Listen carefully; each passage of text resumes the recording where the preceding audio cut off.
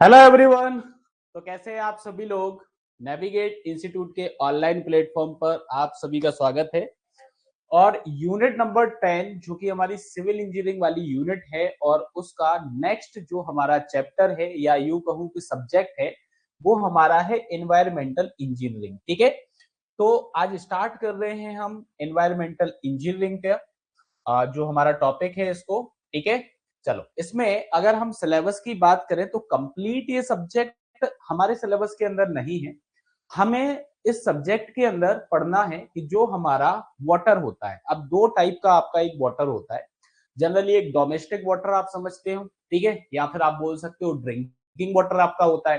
तो drinking water के test आपको पढ़ना है। ठीक है, पहला टॉपिक हमारा हो गया।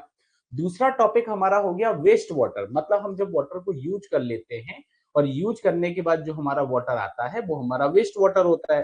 तो वेस्ट वाटर के हमें टेस्ट पढ़ना है। ठीक है, ये दो टॉपिक हमारे हो गए हैं। तीसरे अगर हम टॉपिक की बात करें तो एनवायरमेंटल प्रोटेक्शन एक्ट हमारा हो गया, हमें एनवायरमेंटल प्रोटेक्शन एक्ट इसके अंदर पढ़ना है। फिर हमें एयर पॉल्यूशन के सोर्स को पढ़ना है कि एयर पॉल्यूशन के कौन कौन से सोर्स हैं।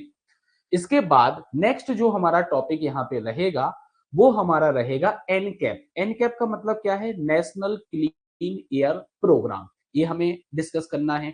इसके आगे अगर हम बात करें तो जब अगर हम एनकैप को पढ़ेंगे तो हमें सीपीसीबी भी पढ़ना पड़ेगा। ठीक है, सेंट्रल पॉल्यूशन कंट्रोल बोर्ड जो हमारा होता है उसके बारे में हमें पढ़ना पड़ेगा। इसके बाद अगर हम बात करें तो हमें और क्या पढ़ना है? हाँ, एनकैप हमारा हो गया, एनवायरमेंटल प्रोटेक्शन एक्ट हमारा हो गया, एयर पॉल्यूशन हमारा हो गया। ठीक है, तो ये सारी चीजें जो हैं हमें डिस्कस करना है। ठीक है, तो शुरुआत कर रहे हैं सब्जेक्ट का। तो सभी लोग जल्दी से लाइव जुड़ जाइए, स्टार्ट करते हैं हमारा सब्जेक्ट आज की क्लास को हमारी। चलिए,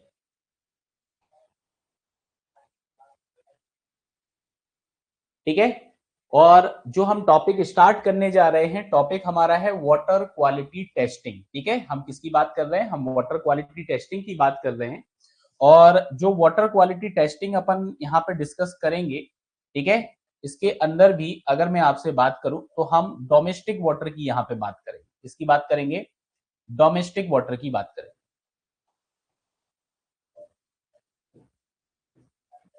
ठीक है, हम किसकी बात करेंगे? हम डोमेस्टिक वाटर की बात करेंगे, मतलब डोमेस्टिक वाटर के लिए हम वाटर क्वालिटी टेस्टिंग को पढ़ने वाले हैं। ठीक है, चलिए करते हैं शुरुआत। ठीक है, करते हैं शुरुआत आज के हमारे लेक्चर की।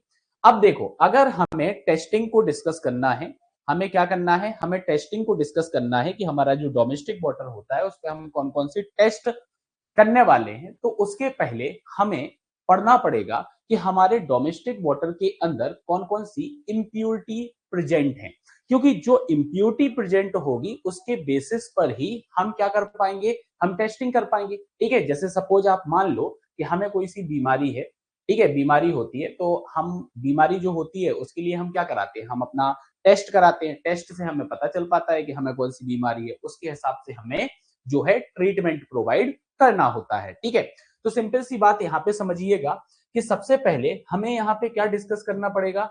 हमें डिस्कस करना पड़ेगा कि हमारे वाटर क्वालिटी पैरामीटर्स क्या होते हैं। मतलब हमें यहाँ पे डिस्कस करना पड़ेगा, हमें यहाँ पे डिस्कस करना पड़ेगा कि हमारे वाटर के अंदर कौन कौन सी इम्प्यूरिटी पाई जाती हैं।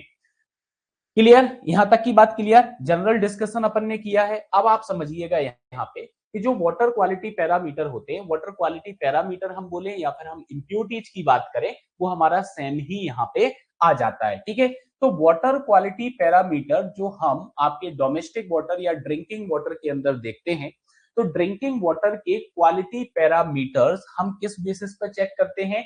इसके लिए हमें गवर्नमेंट के द्वारा Indian standard 10500 2012 IS code provide किया गया है और उसके बेसिस पर हम वाटर क्वालिटी पैरामीटर को चेक करते हैं।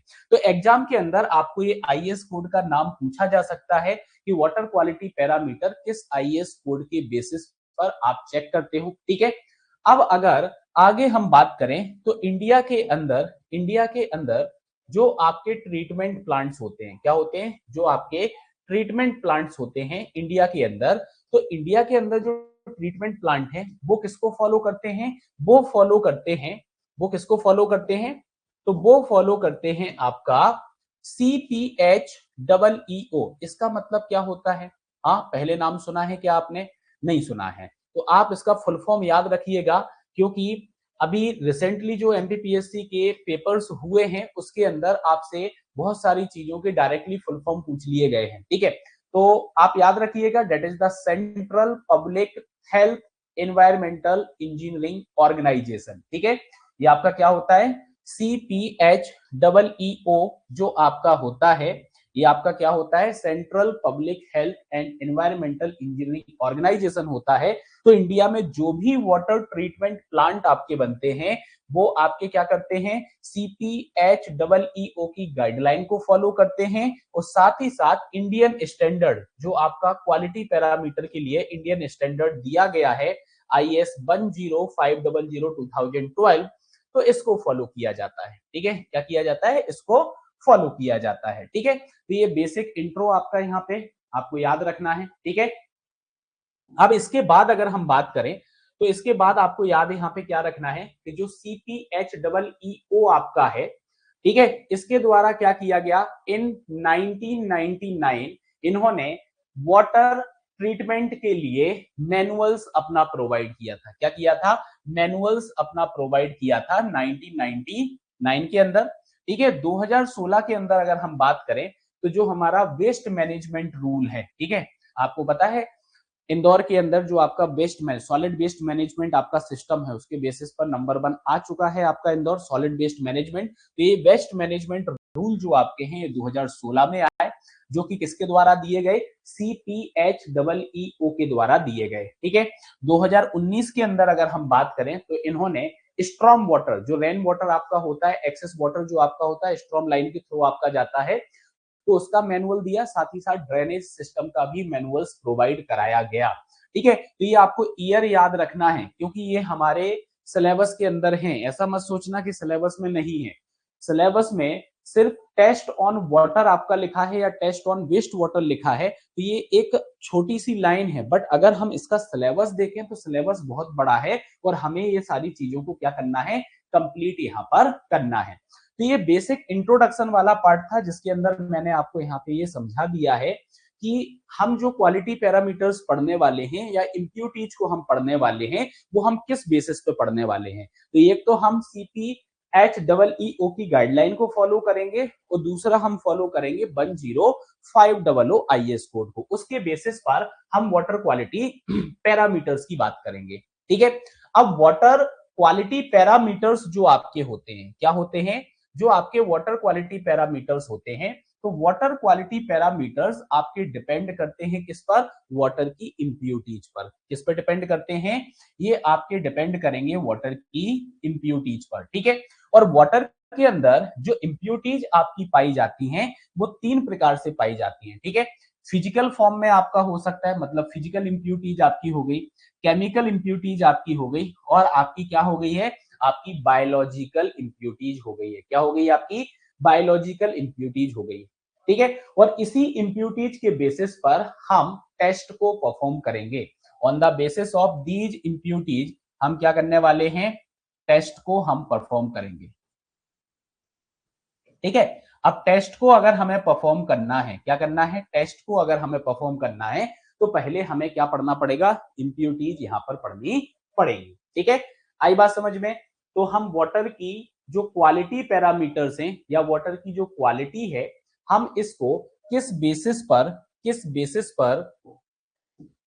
बेसिस पर मेजर करेंगे? तो फिजिकल, केमिकल, बायोलॉजिकल पैरामीटर्स जो हमारे होते हैं, इन पैरामीटर्स के बेसिस पर हम वाटर की क्वालिटी को क्या करने वाले हैं? हम मेजर करने वाले हैं।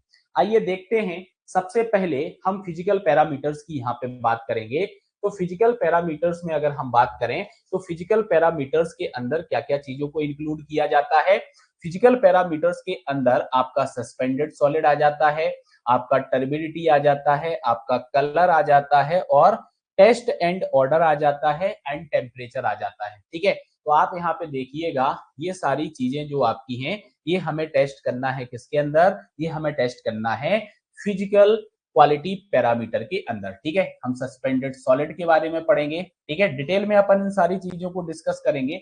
अभी ब्रीफली आप समझो, सस्पेंडेड सॉलिड के बारे में पढ़ना है, टर्बिडिटी के बारे में पढ़ना है, कलर के बारे में पढ़ना है, टेस्ट एंड ऑर्डर के बारे में पढ़ना है, एंड हमें टेम्परेचर के बारे में पढ़ना है। ठीक है, आ रही है बात समझ में? तो ये सभी हमारे फिजिकल क्वालिटी पैरामीटर्स होते हैं। क्या होते हैं? फिजिकल क्वालिटी पैरामीटर्स होते हैं, या फिर आप ऐसा बोल सकते हो that is the impurities in water. ये आपके वाटर के अंदर इम्प्यूरिटीज हैं, और इन्हीं इम्प्यूरिटीज को रिमूव करने के लिए हम वाटर पर टेस्टिंग अप्लाई करेंगे। क्या करेंगे? टेस्टिंग अप्लाई करेंगे, हमें टेस्ट करना पड़ेगा। ठीक है, आइए आगे हम डिस्कस करते हैं। तो सबसे पहले हम बात करेंगे किसकी? हम बात करेंगे सस्पेंडेड सॉलिड। किसकी बात करेंगे?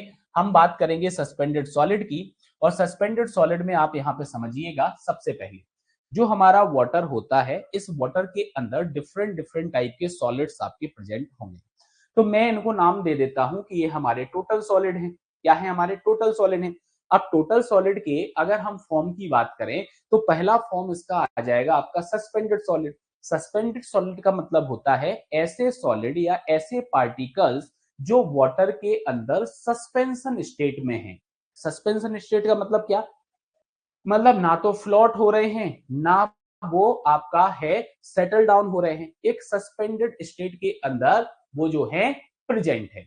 तो ऐसे सॉलिड्स जो आपके होते हैं वो आपके सस्पेंडेड सॉलिड कहलाते हैं। इसके बाद अगर हम बात करें, तो इसके बाद आपका आता है कोलाइडल सॉलिड्स। ठीक है, क्या आते हैं? आपके कोलाइडल सॉलिड्स आते हैं। ठीक है, अब कोलाइडल सॉलिड्स आपके क्या होते हैं? तो जो सस्पेंडेड सॉलिड आपके होते हैं, मान लो सपोज हमने नींबू का रस बनाया। ठीक है, मतलब जो है नींबू पानी बनाया, तो नींबू का रस जो है, आपने नींबू को डायरेक्टली क्या किया? पानी के अंदर निचोड़ दिया। अब आपने छाना। ठीक है, आपने क्या किया? छाना उसको। तो छानने के बाद आप देखोगे कि छोटे छोटे से पार्टिकल्स भी आपको पानी के अंदर दिखाई देंगे, जो कि क्या हो गए होंगे? जो उस छन्नी के साथ क्या हो गए होंगे? आपके छन कर नीचे चले गए होंगे। ठीक है, तो मतलब कोलाइडल सॉलिड्स की अगर हम बात करें, तो सस्पेंडेड सॉलिड की कंपेरिजन में इनकी साइज जो होगी आपकी छोटी होती है, और ये फिल्टरेबल होते हैं, ये फिल्टर्ड हो जाते हैं। ठीक है, इसके बाद आता है क्या? इसके बाद आता है अपना क्या, कि जो नींबू का रस होगा वो पानी के अंदर आपका क्या हो जाएगा? कंप्लीटली डिजोल्व हो जाएगा, घुल जाएगा। तो वो आपका क्या हो जाएगा? डिजोल्व सॉलिड हो जाएगा। तो सस्पेंडेड सॉलिड, कोलाइडल सॉलिड और आपका डिजोल्व सॉलिड, अगर हम इन तीनों को जोड़ दें, इनका सम देखें, तो that is the total solid. ये हमारे वाटर के अंदर क्या होंगे? ये हमारे वाटर के अंदर टोटल सॉलिड होंगे। ठीक है, आई बात समझ में? तो अब आप यहाँ पे याद रखिएगा कि टोटल सॉलिड जो आपके होते हैं, टोटल सॉलिड जो आपके होते हैं, यह आपके वाटर के अंदर, यह आपके वाटर के अंदर प्रेजेंट रहने वाले हैं तीन फॉर्म में। कितने फॉर्म में प्रेजेंट रहने वाले हैं? तीन फॉर्म के अंदर प्रेजेंट रहने वाले हैं। आप यहाँ पे देखो, पहला फॉर्म जो आपका है वो आपका सस्पेंडेड सॉलिड हो गया। ठीक है, क्या हो गया? आपका सस्पेंडेड सॉलिड आपका हो गया। दूसरे फॉर्म की अगर अपन बात करें, तो दूसरा हमारा कोलाइडल सॉलिड्स यहाँ पे हो गया। अगर हम थर्ड यहाँ पे बात करें, तो थर्ड हमारा यहाँ पे क्या हो जाएगा? थर्ड हमारा यहाँ पे डिजोल्व सॉलिड हो जाएगा। क्या हो जाएगा? हमारा डिजोल्व सॉलिड यहाँ पर हो जाएगा। आई बात समझ में? तो सस्पेंडेड सॉलिड होते हैं, कोलाइडल सॉलिड्स होते हैं, और डिजोल्व सॉलिड हमारे यहाँ पे होते हैं। आप सस्पेंडेड सॉलिड की बात करें, तो ये सॉलिड जो होते हैं, इनकी जो साइज होती है वो कितनी होती है? 10 टू की पावर -1 टू 10 टू की पावर -3 mm साइज में आपके प्रेजेंट होते हैं। कोलाइडल सॉलिड्स जो आपके होते हैं वो आपके 10 टू की पावर -3 टू 10 टू की पावर -6 mm साइज में आपके प्रेजेंट होते हैं। ठीक है, डिजोल्व सॉलिड की अगर हम बात करें, तो ये लेस देन हमें 10 टू की पावर -6 mm में देखने को मिलेगा। ठीक है, तो एग्जाम के अंदर इस साइज के बेसिस पर आपका क्वेश्चन बन सकता है, आपसे पूछा जा सकता है कि कोलाइडल पार्टिकल्स की जो साइज होती है वो साइज आपकी क्या होती है। तो ये साइज आपको यहाँ पर याद रखनी है। क्या करना है? ये साइज आपको यहाँ पे याद रखनी है कि सस्पेंडेड सॉलिड की आपकी क्या साइज होती है, आपकी डिजोल्व सॉलिड की जो है वो साइज क्या होती है, और कोलाइडल सॉलिड की जो साइज होती है वो क्या होती है। ठीक है, ये हमारे सस्पेंडेड सॉलिड का अपन यहाँ पे डिस्कशन हो गया। ठीक है, अब आप आगे समझिएगा कि जो सस्पेंडेड सॉलिड आपके होते हैं और जो कोलाइडल सॉलिड होते हैं, अगर हम इन दोनों को कंबाइंड कर दें, क्या कर दें? हम इनको कंबाइंड कर दें, क्योंकि कोलाइडल सॉलिड को हम अलग से स्टडी नहीं कर रहे हैं, हम इसको सस्पेंडेड के अंदर ही स्टडी कर रहे हैं।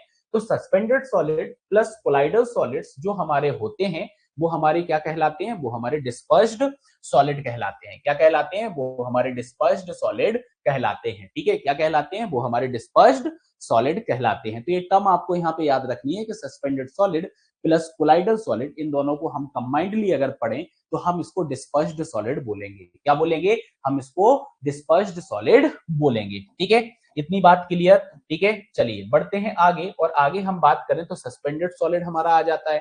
तो सस्पेंडेड सॉलिड को नॉन फिल्ट्रेबल सॉलिड बोला जाता है। जैसे मैंने नींबू पानी बनाने के लिए नींबू को निचोड़ा था, तो जो रेसे थे आपके नींबू के, वो आपके उस छलनी के ऊपर रह गए हैं, रिटेंड हो गए हैं, वो फिल्टर हुए हैं क्या, नहीं। तो नॉन फिल्टरेबल का मतलब होता है जो फिल्टर नहीं हो सकते हैं। ठीक है, उस छलनी से पास नहीं हुए, तो that is the non filterable. तो सस्पेंडेड सॉलिड आपके नॉन फिल्टरेबल होते हैं, और डिजॉल्व सॉलिड जो आपके होते हैं वो आपके क्या होते हैं, वो आपके फिल्टरेबल सॉलिड कहलाते हैं। तो अगर आपसे सस्पेंडेड और डिजॉल्व की जगह फिल्टरेबल और नॉन फिल्टरेबल की टर्म में क्वेश्चन आता है, तो आपको याद रखना है कि नॉन फिल्टरेबल सॉलिड ही हमारे सस्पेंडेड सॉलिड कहलाते हैं, और फिल्टरेबल सॉलिड जो हमारे होते हैं वो हमारे क्या कहलाते हैं, वो हमारे डिजॉल्व सॉलिड कहलाते हैं। क्या कहलाते हैं, वो हमारे डिजॉल्व सॉलिड कहलाते हैं। ठीक है, अब आपको नेक्स्ट पॉइंट जो यहाँ पे याद रखना है, वो नेक्स्ट पॉइंट आपको याद रखना है कि सस्पेंडेड सॉलिड हम क्या पढ़ रहे हैं, हम पढ़ रहे हैं सस्पेंडेड सॉलिड। फिजिकल जो प्रॉपर्टी आपकी है, फिजिकल क्वालिटी पैरामीटर जो आपका है, उसके अंदर हम किसकी बात करेंगे, हम सिर्फ और सिर्फ सस्पेंडेड सॉलिड की यहाँ पे बात करेंगे। तो वाटर के अंदर सस्पेंडेड सॉलिड आया कहां से, वाटर के अंदर सस्पेंडेड सॉलिड आया कहां से, व्हाट इज सोर्स, इसका सोर्स क्या है। ठीक है, अपन किसकी बात कर रहे हैं, हम बात कर रहे हैं कि इसका सोर्स क्या है। हाँ, इसका सोर्स क्या है। ठीक है, इसका सोर्स क्या है। ठीक है, तो अब आप समझिएगा कि सोर्स यहां पे क्या है, सोर्स की अपन बात कर रहे हैं। तो सोर्स क्या है, सबसे पहला सोर्स है कि वाटर के अंदर ऑर्गेनिक सॉलिड का प्रेजेंट होना, और वाटर के अंदर इनऑर्गेनिक सॉलिड का प्रेजेंट होना। क्या होना आपका, इनऑर्गेनिक सॉइल का प्रेजेंट होना। ठीक है, आई बात समझ में। तो ऑर्गेनिक पार्टिकल्स आपको देखने को मिलेंगे, इनऑर्गेनिक पार्टिकल आपको देखने को मिलेंगे। तो ये दोनों पार्टिकल्स अगर वाटर के अंदर प्रेजेंट होंगे तो वाटर के अंदर सस्पेंडेड सॉलिड होगा। अब आप सोच रहे होंगे सर सॉलिड मतलब ऑर्गेनिक सॉलिड और इनऑर्गेनिक सॉलिड का मतलब क्या होता है। ठीक है, कार्बनिक और अकार्बनिक पदार्थ जो आपके होते हैं। अब समझिएगा इनऑर्गेनिक सॉलिड मतलब क्या है कि इनको आप डिस्ट्रॉय कर सकते हो क्या, आप इसको डिस्ट्रॉय नहीं कर सकते हो। जैसे कि अगर मैं बात करूं इनऑर्गेनिक पार्टिकल्स की, तो इनऑर्गेनिक पार्टिकल्स जैसे कि सिल्ट के लिए इनका वाटर के अंदर प्रेजेंट होना। ठीक है, इनका क्या होना, इनका वाटर के अंदर प्रेजेंट होना। नेक्स्ट अगर मैं बात करूं तो जो इमिसिबल लिक्विड्स आपके होते हैं, जैसे वाटर के अंदर ऑयल और ग्रीस का प्रेजेंट होना। ठीक है, किसका प्रेजेंट होना, ऑयल एंड ग्रीस का प्रेजेंट होना। तो ये सभी आपके क्या हैं, ये आपके इनऑर्गेनिक पार्टिकल। इनको क्या बोला जाता है, इनको इनऑर्गेनिक पार्टिकल बोला जाता है। अगर वहीं मैं आपसे ऑर्गेनिक पार्टिकल्स की बात करूं, तो ऑर्गेनिक पार्टिकल्स आपके क्या हो जाएंगे, जिनको डिकम्पोज किया जा सके। ठीक है, जिसको ऑक्सीडाइज किया जा सके, जैसे कि प्लांट फाइबर्स हो गए, जैसे सब्जियों के छिलके वगैरह आपके हो गए हैं। ठीक है, एल्गी एल्गी आपकी हो गई है। आपने देखा होगा जो वाटर आपका होता है उसके अंदर आपने ग्रीन ग्रीन कलर का प्लांट टाइप आपने देखा होगा, दैट इज द काई, काई बोलते हो आप इसको हिंदी में। ठीक है, और इंग्लिश में आप इसको एल्गी बोलते हो। तो प्लांट फाइबर आपका हो गया, क्या हो गया, प्लांट फाइबर आपका हो गया, एल्गी आपका हो गया। तो ये आपके ऑर्गेनिक पार्टिकल कहलाते हैं। ये आपके क्या कहलाते हैं, ये आपके ऑर्गेनिक पार्टिकल कहलाते हैं। तो इनऑर्गेनिक सॉलिड या इनऑर्गेनिक पार्टिकल और ऑर्गेनिक पार्टिकल की जो प्रेजेंस होती है वाटर में, इसकी वजह से हमें सस्पेंडेड सॉलिड जो आपके हैं वो हमें देखने को मिलते हैं। और इनऑर्गेनिक पार्टिकल जो आपके होते हैं इनको क्या नहीं किया जा सकता है, इनको with the help of micro organism, micro organism आप समझते होंगे। ठीक है, जो बैक्टीरिया वगैरह आप बोल सकते हो यहाँ पे, उनकी हेल्प से ऑक्सीडाइज किया जा सकता है क्या, नहीं किया जा सकता। अब आप बताओ सिल्ट और क्ले को आप ऑक्सीडाइज कर सकते हो क्या, नहीं कर सकते हो। ठीक है, तो नहीं कर सकते हो, तो इनऑर्गेनिक जो आपके सॉलिड होते हैं इनको नॉन बायोडिग्रेडेबल भी बोला जाता है। क्या बोला जाता है, इनको नॉन बायोडिग्रेडेबल भी बोला जाता है। ठीक है, तो ये नॉन बायोडिग्रेडेबल सॉलिड भी आपके कहलाते हैं। क्या कहलाते हैं? ये आपके नॉन बायोडिग्रेडेबल सॉलिड भी कहलाते हैं। और अगर मैं वहीं पे आपसे बात करूं कि जो ऑर्गेनिक पार्टिकल्स आपके होंगे, ये ऑर्गेनिक पार्टिकल्स आपके क्या हो जाएंगे? ये आपके बायोडिग्रेडेबल हो जाएंगे।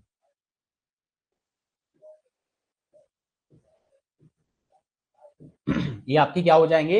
ये आपके बायोडिग्रेडेबल हो जाएंगे। ठीक है, एक और चीज आप यहाँ पे याद रखिएगा, एक और टर्म्स आपसे यहाँ पे बोली जा सकती है, तो उस चीज को भी आपको यहाँ पे याद रखना है।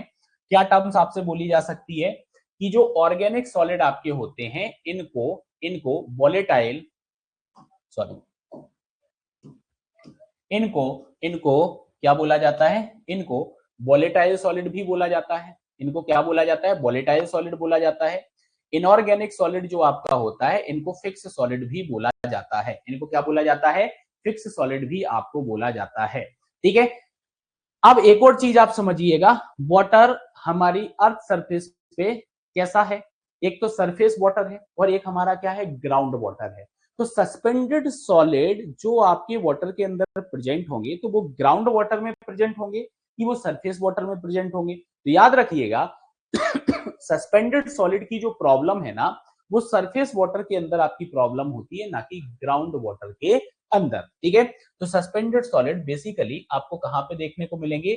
ये आपको सरफेस वाटर के अंदर देखने को मिलेंगे, ना कि ग्राउंड वाटर के अंदर। तो ये जो नोट पॉइंट आपको बताया है, इंपोर्टेंट आपका पॉइंट है।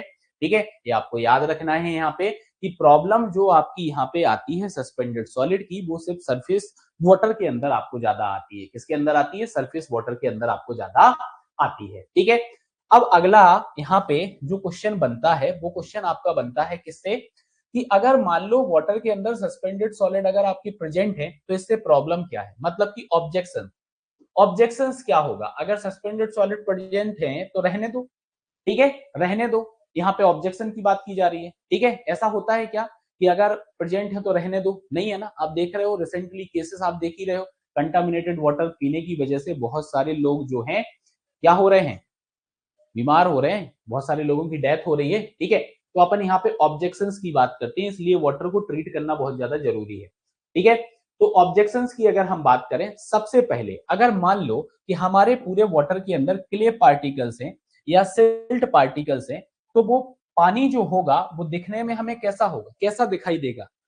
कैसा दिखाई देगा? Aesthetically displeasing. ठीक है, कैसा दिखाई देगा? Aesthetically displeasing. That is the first objection due to presence of suspended solid in water. ठीक है, सस्पेंडेड सॉलिड के अंदर अगर वाटर के अंदर सस्पेंडेड सॉलिड आपके प्रेजेंट है, तो वाटर एक तो आपको एस्थेटिकली डिस्प्लीजिंग दिखाई देगा। दूसरा, एक और पॉइंट आपको याद रखना है, एक और पॉइंट आपको क्या याद रखना है कि जो आपका इसका ऑब्जेक्शन है, तो सस्पेंडेड सॉलिड अगर प्रेजेंट होंगे तो हमें एडजॉर्प्शन साइट्स यहां पे देखने को मिलेगी। एडजॉर्प्शन साइट का मतलब यहां पे क्या होता है कि मान लो कि अगर कोई केमिकल डाल के हम उसको ट्रीट कर रहे हैं, क्या कर रहे हैं? केमिकल डाल के हम कोई ट्रीट कर रहे हैं, तो ये सस्पेंडेड सॉलिड क्या करेंगे? उस केमिकल के डोज को एब्जॉर्ब कर लेंगे। क्या करेंगे? उस केमिकल के डोज को एब्जॉर्ब कर लेंगे। ठीक है, तो आपको ये भी यहाँ पे देखने को मिलेगा कि जो बायोलॉजिकल एजेंट होते हैं और जो केमिकल एजेंट होते हैं, जिनको हम पुटअप करते हैं वाटर के अंदर ट्रीटमेंट के लिए, तो ये क्या करेंगे? ये उसको एब्जॉर्ब कर लेंगे। क्या कर लेंगे? सोख लेंगे इसको। ठीक है, तो ये भी प्रॉब्लम हमें यहाँ पर देखने को मिलेगी। आई बात समझ में यहां तक? हाँ,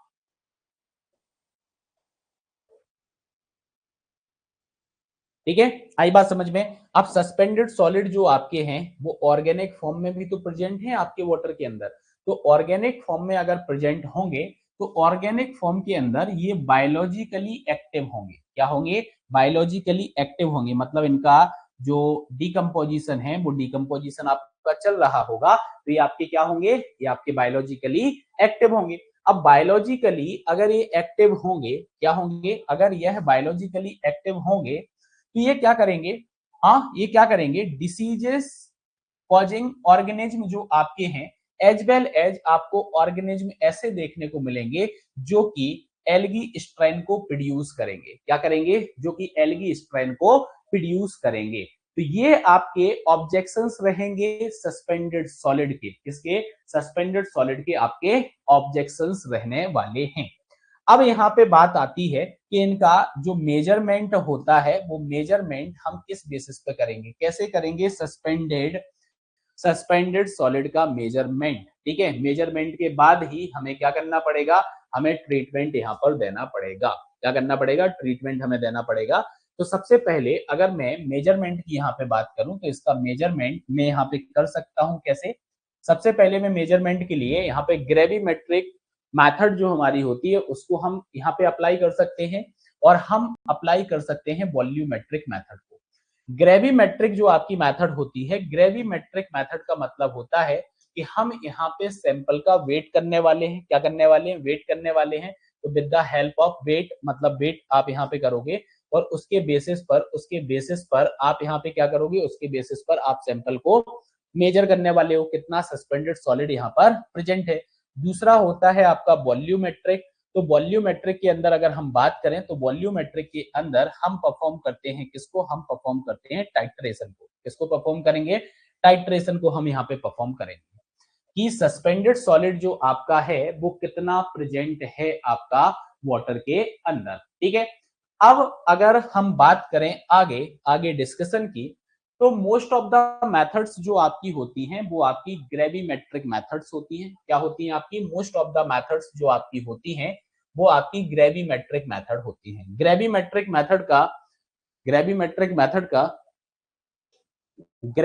मेथड का मतलब यहाँ पे क्या होता है?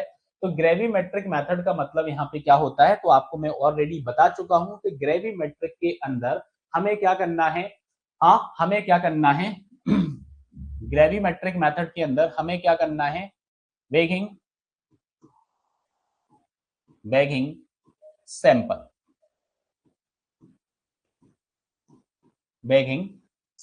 सैंपल का वेट लेना है, वाई वेट आप ऐसा बोल सकते हो। यहाँ पे जो मेजरमेंट आपका होगा वो वाई वेट आपका यहाँ पे मेजरमेंट होगा, ठीक है। इतनी बात समझ में आई। अब बढ़ते हैं आगे, और आगे अपन यहाँ पे बात करते हैं।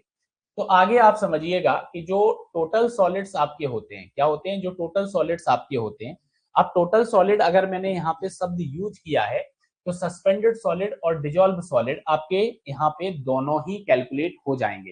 टोटल सॉलिड का मतलब होता है ऑल सॉलिड। तो हम कैसे करेंगे बेगिंग सैंपल? हमारे पास जो सैंपल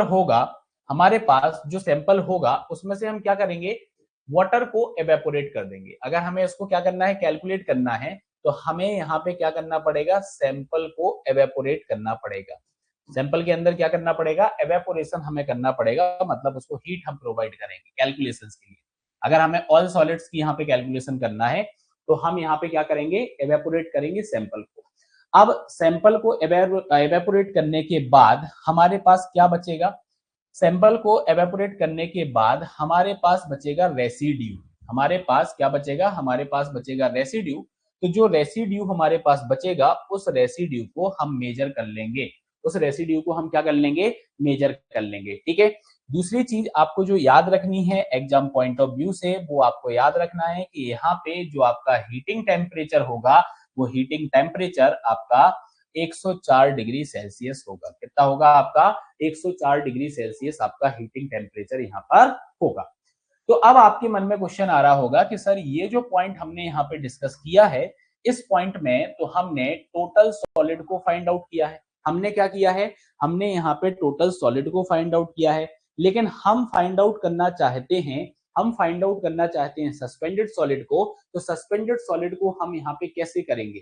तो सस्पेंडेड सॉलिड को अगर हमें ऑब्टेंड करना है कि सस्पेंडेड सॉलिड हमारा कितना है, तो ये जो रेसिड्यू हमारा यहाँ पे आया हुआ है, ठीक है, इस रेसिड्यू को आपको फिल्टर करना पड़ेगा। क्या करना पड़ेगा? आपको यहाँ पे फिल्टर करना पड़ेगा। जैसे ही आप इसको फिल्टर करोगे तो आपको जो रिटेन्ड मटेरियल मिलेगा वो आपका सस्पेंडेड सॉलिड होगा, ठीक है। तो ये बात आपको भी समझ में आ गई होगी कि हमें अगर सस्पेंडेड सॉलिड निकालना है, हमें क्या निकालना है? हमें सस्पेंडेड सॉलिड को निकालना है, तो हम यहाँ पे ऑब्टेंड करेंगे बाय द फिल्ट्रेशन। कैसे करेंगे? फिल्ट्रेशन। अब फिल्ट्रेशन में क्या होगा कि हमें सस्पेंडेड सॉलिड मिल जाएंगे, तो सस्पेंडेड सॉलिड अगर हमें मिल गए तो फिर हम क्या करेंगे, हम हमारे टोटल सॉलिड से सस्पेंडेड सॉलिड को माइनस कर देंगे। ठीक है, तो सिंपल सी बात यहाँ पे आप समझ सकते हो कि यहाँ पे मैं क्या बोलना चाह रहा हूँ। यहाँ पे मैं ये बोलना चाह रहा हूँ कि जो हमारे डिजॉल्व सॉलिड होंगे वो हमारे कैसे आ जाएंगे, तो इसके अंदर हम टोटल सॉलिड जो हमारे होंगे उसमें से हम सस्पेंडेड सॉलिड को माइनस कर देंगे, तो हमें क्या मिल जाएगा, हमें टोटल जो है डिजॉल्व सॉलिड यहाँ पर मिल जाएंगे। क्या मिल जाएंगे, हमें डिजॉल्व सॉलिड यहाँ पर मिल जाएंगे। आई बात समझ में यहाँ तक? यहाँ तक अगर किसी भी प्रकार का आपको डाउट है तो आप पूछ सकते हैं।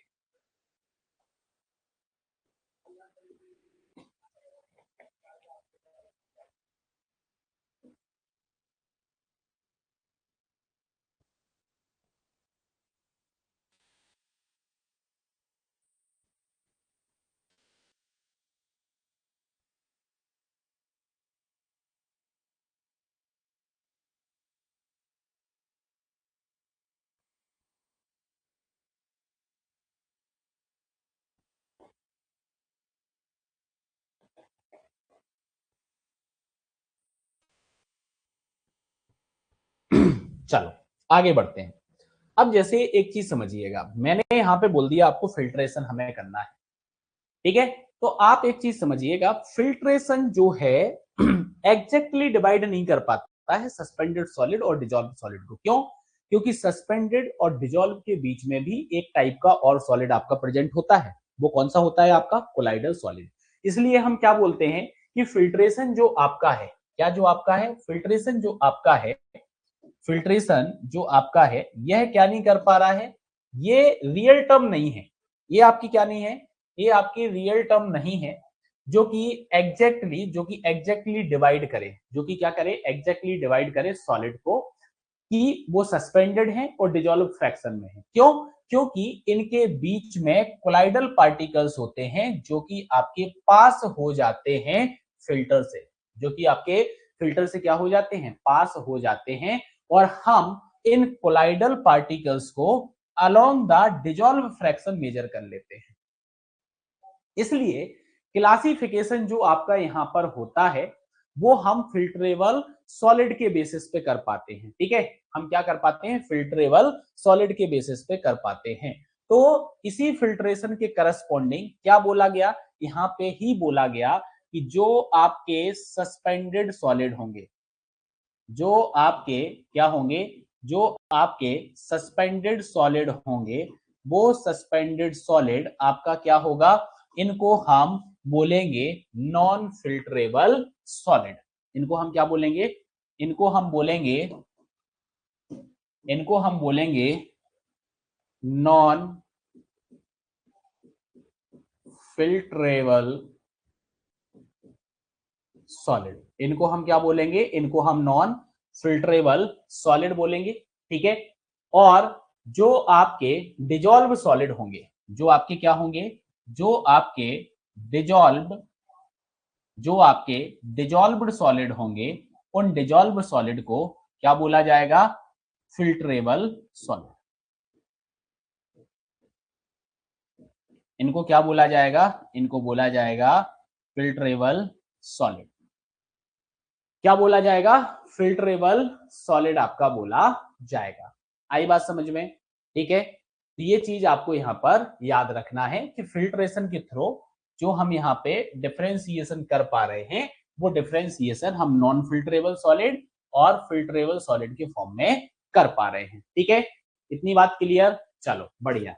अब आप देखिएगा कि मान लो कि आपके वाटर के अंदर organic content both total and dissolve solid आपका है, तो हमें यहाँ पे क्या करना है, the organic content of both total and dissolve solid. ठीक है, अगर हमें इसको डिटरमाइन करना है, क्या करना है, इसको अगर हमें डिटरमाइन करना है, ठीक है, इसको क्या करना है, इसको अगर हमें डिटरमाइन करना है, तो डिटरमाइन करने के लिए आपको क्या करना पड़ेगा, हाँ जी, अगर हमें इसको डिटरमाइन करना है तो डिटरमाइन करने के लिए आपको क्या करना पड़ेगा, डिटरमाइन करने के लिए जो रेसिड्यू आपका रहेगा, इस रेसिड्यू को 600 डिग्री सेल्सियस पर, इस रेसिड्यू को 600 डिग्री सेल्सियस पर हमें क्या करना पड़ेगा, हमें हीट प्रोवाइड करनी पड़ेगी। अब 600 डिग्री सेल्सियस पर जब आप हीट को प्रोवाइड करोगे तो आप देखो ऑर्गेनिक फ्रैक्शन जो आपका होगा, क्या होगा, जो आपका ऑर्गेनिक फ्रैक्शन होगा, इस ऑर्गेनिक फ्रैक्शन को 600 डिग्री सेल्सियस पर आपने हीट प्रोवाइड की है। ठीक है, यहाँ पे आपको बोले देता हूं मैं कि आपने यहाँ पे क्या किया, हीट आपने दिया। हीट आपने दिया तो ये ऑर्गेनिक फ्रैक्शन जो है आपको क्या देगा, एक तो कार्बन डाइऑक्साइड को रिलीज करेगा, वाटर आपको मिलेगा और आपको और अदर गैसेस आपको यहाँ पर देखने को मिलेंगी। ठीक है, और अदर गैसेस आपको देखने को मिलेंगी। तो सिंपल सी बात आपको समझ में आ गया होगा कि organic content of both total and dissolve solid अगर हमें डिटरमाइन करना है तो हमें रेसिड्यू को 600 डिग्री सेल्सियस पर क्या करना पड़ेगा, हीटिंग यहाँ पर करनी पड़ेगी। ठीक है, इसके बेसिस पर हम ऑर्गेनिक कंटेंट को यहाँ पे फाइंड आउट कर सकते हैं। क्या कर सकते हैं, ऑर्गेनिक कंटेंट को हम यहाँ पे फाइंड आउट कर सकते हैं। आगे हम बात करें तो सस्पेंडेड सॉलिड की जो परमिसिबल लिमिट होनी चाहिए, क्या होनी चाहिए, जो आपकी परमिसिबल लिमिट होनी चाहिए, वो परमिसिबल लिमिट आपकी कितनी होनी चाहिए, तो suspended solid as per EPA. ठीक है, ईपीए आप समझते हो, ईपीए का मतलब होता है एनवायरमेंटल प्रोटेक्शन एजेंसी। ठीक है, ईपीए का मतलब क्या होता है, तो ईपीए का मतलब आपका होता है एनवायरमेंटल प्रोटेक्शन एजेंसी। ठीक है, इसके अकॉर्डिंग परमिसिबल लिमिट जो आपकी होती है वो आपकी 30 मिलीग्राम पर लीटर होती है, ये परमिसिबल लिमिट है, इससे ज्यादा नहीं होने चाहिए। ठीक है, इससे ज्यादा नहीं होना चाहिए। तो ये लिमिट्स जितनी भी मैं आपको बताऊंगा ये आप सभी को लिमिट्स जो है वो आपको याद होनी चाहिए। लिमिट्स आपको क्या होनी चाहिए, लिमिट्स आपको याद होनी चाहिए। क्यों, क्योंकि भैया एग्जाम के अंदर इन लिमिट से आपको डायरेक्टली क्वेश्चन देखने को मिलेगा। तो सस्पेंडेड सॉलिड की जो लिमिट आपकी रहेगी वो लिमिट आपकी कितनी होनी चाहिए, 30 मिलीग्राम पर लीटर आपकी यहाँ पर लिमिट होनी चाहिए। अगर अगर मैं यहाँ पे आपसे बात करूं टोटल सॉलिड, अगर मैं किसकी बात करूं, अगर मैं बात करूं टोटल सॉलिड की, तो टोटल सॉलिड के लिए लिमिट यहाँ पे क्या बोली है, हाँ, less than and equals to 500 ppm। ठीक है, ये आपकी यहाँ पे क्या रहेगी, ये आपकी लिमिट रहेगी, तो ये भी आपको यहाँ पे याद रखना है। और इन नो केस, किसी भी केस के अंदर, किसी भी केस के अंदर जो आपका है वो आपका 200 ppm से क्या नहीं होना चाहिए, 200 ppm से आपका सॉरी 200 बोल रहा हूँ, 2000 ppm से आपका ज्यादा नहीं होना चाहिए किसी भी केस के अंदर, चाहे वो कोई सा भी केस यहाँ पर हो, चाहे वो कोई सा भी केस यहाँ पर हो, 2000 ppm से क्या नहीं होना चाहिए, 2000 ppm से आपका ज्यादा नहीं होना चाहिए। आई बात समझ में यहाँ तक, बताइए जल्दी से।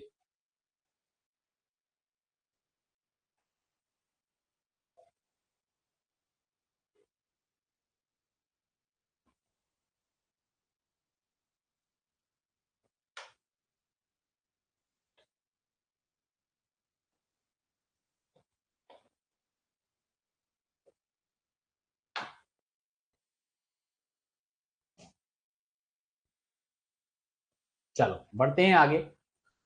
आगे हमारा नेक्स्ट पैरामीटर जो आता है वो नेक्स्ट पैरामीटर हमारा टर्बिडिटी आता है। क्या आता है, नेक्स्ट हमारा जो पैरामीटर आता है वो पैरामीटर हमारा क्या आता है, नेक्स्ट पैरामीटर हमारा यहाँ पे टर्बिडिटी आता है। अब टर्बिडिटी को आप ऐसे समझिएगा कि टर्बिडिटी जो आपका होता है, क्या होता है, जो आपका टर्बिडिटी होता है, तो आप बोल सकते हो large amount of suspended particle अगर आपके वाटर के अंदर प्रेजेंट हैं, large amount of suspended particles अगर आपके वाटर के अंदर प्रेजेंट है तो आपका वाटर क्या कहलाएगा, आपका जो ये वाटर होगा इस वाटर को हम टर्बिड वाटर बोलेंगे। इस वाटर को हम क्या बोलेंगे, इस वाटर को हम टर्बिड वाटर बोलेंगे। ये हमारा क्या कहलाएगा, ये हमारा टर्बिड वाटर कहलाएगा। ठीक है, जैसे एग्जाम्पल के तौर पर क्ले एंड सिल्ट की हम बात कर रहे हैं तो अल्टीमेटली आप यहाँ पे क्या बोल सकते हो, that is the inorganic solid. ये आपके क्या है, ये आपके इनऑर्गेनिक सॉलिड है। ये आपके क्या हैं, ये आपके इनऑर्गेनिक, ये आपके इनऑर्गेनिक सॉलिड्स हैं। ठीक है, इनकी प्रेजेंट की वजह से वाटर के अंदर हमें क्या देखने को मिल रही है, टर्बिडिटी हमें देखने को मिल रही है। ठीक है, तो अब आप यहाँ पे देखोगे कि अगर क्ले और सिल्ट मैक्सिमम अमाउंट के अंदर प्रेजेंट है तो हमारे वाटर का जो अपीयरेंस होगा वो हमें अपीयरेंस कैसा देखने को मिलेगा, वो अपीयरेंस हमें देखने को मिलेगा मडी और क्लाउडी, और इसी को हम बोलेंगे टर्बिड। ठीक है, तो डेट इज द अपीयरेंस, हमारे वाटर का जो अपीयरेंस होगा वो हमारा किस तरीके का हो जाएगा, वो हमारे वाटर का अपीयरेंस इस तरीके का हो जाएगा। ठीक है, मडी, क्लाउडी और टर्बिड अपीयरेंस हमारे वाटर का यहाँ पर हो जाएगा। ठीक है, एक और चीज आप यहाँ पे बोल सकते हो कि टर्बिडिटी जो आपकी होती है डिपेंड करती है fineness and concentration of particle. ठीक है, तो आप यहाँ पे क्या बोलोगे, turbidity depend upon, turbidity depend upon, depend upon concentration, concentration concentration and concentration and fineness, concentration and fineness, तो कंसंट्रेशन एंड फाइननेस पर डिपेंड करेगा आपका टर्बिडिटी। ठीक है, इतनी आई आपको बात समझ में। चलिए आगे हम बात करते हैं, तो आगे हम बात करेंगे सोर्स की। आगे हम किसकी बात करेंगे, आगे हम बात करेंगे सोर्स की, कि टर्बिडिटी का सोर्स जो है वो सोर्स क्या है।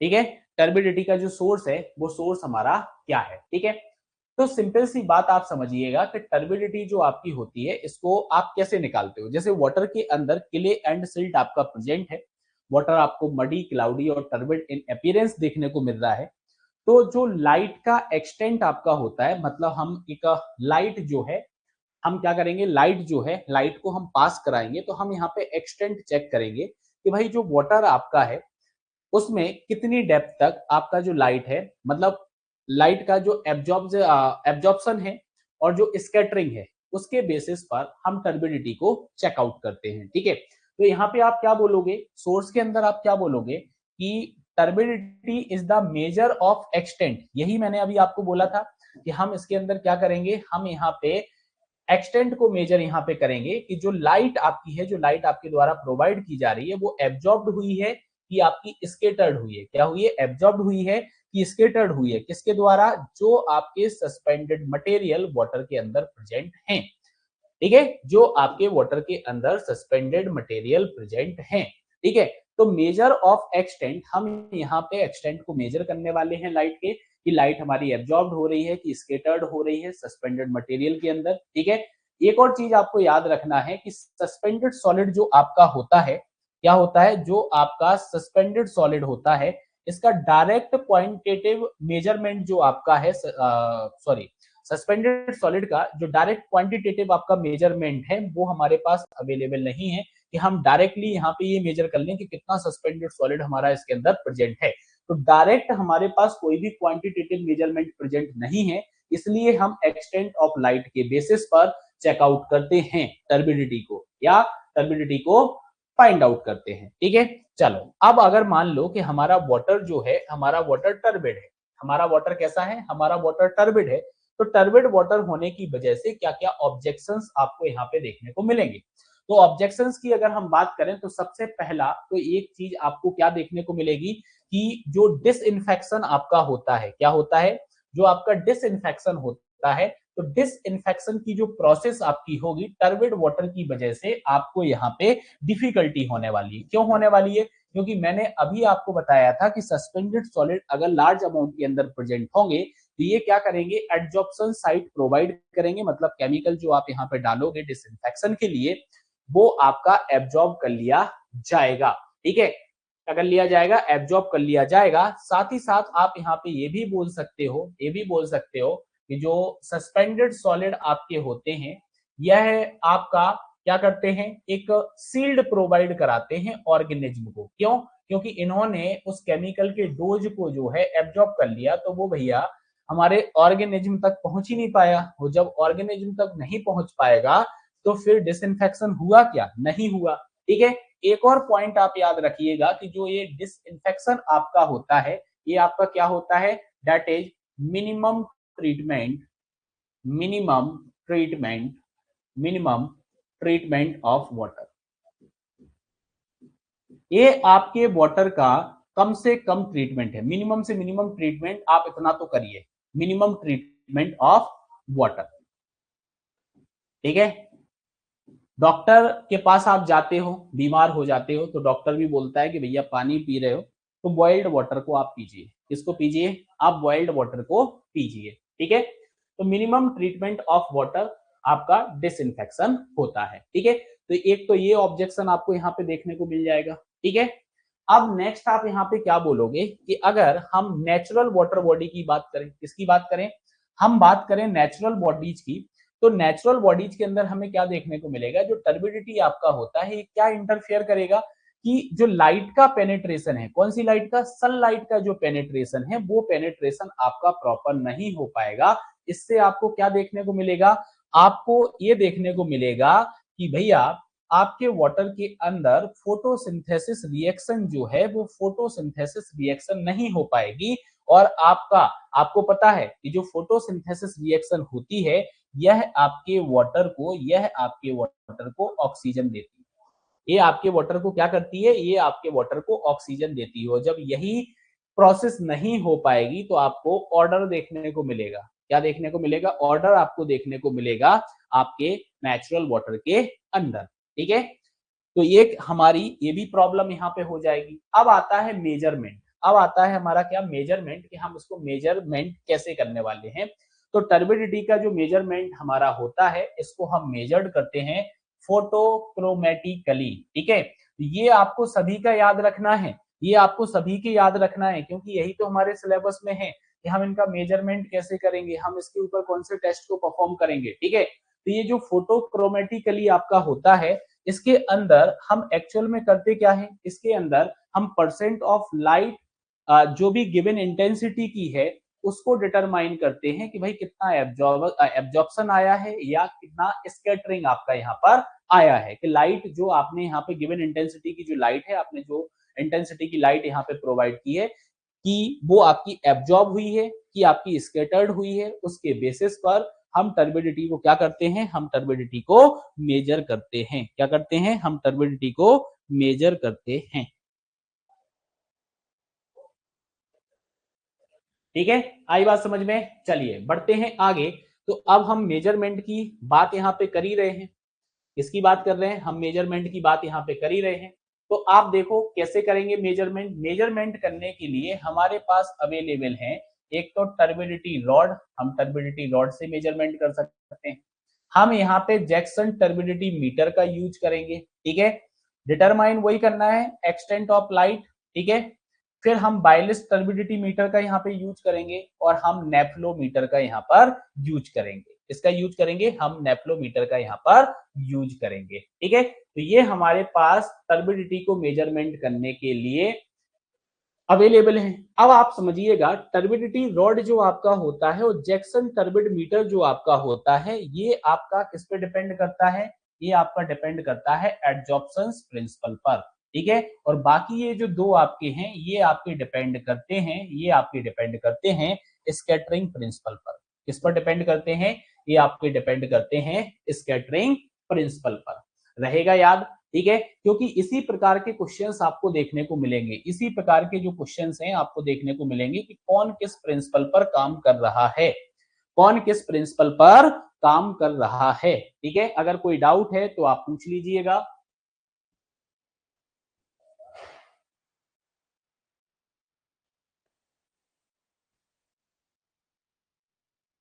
चलो बढ़ते हैं आगे, और आगे अपन डिस्कशन यहाँ पे करते हैं टर्बिडिटी रॉड की। अपन सबसे पहले बात करते हैं, किसकी बात करते हैं, टर्बिडिटी रॉड की हम यहाँ पे बात करते हैं। सबसे पहले याद रखना टर्बिडिटी रॉड क्या होती है, आप यहाँ पे देख सकते हो एक डायग्राम आपको यहाँ पे दिखाई दे रहा होगा, ये दिख रहा है ना।